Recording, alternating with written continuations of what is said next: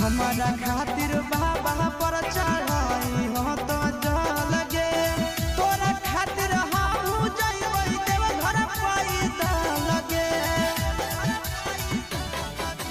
हमारा खातिर बाबा पर चढ़ाई हो तो जल गे तोरा खातिर हम जइबै देव घर पैदा लगे। आगे तो मांगी हो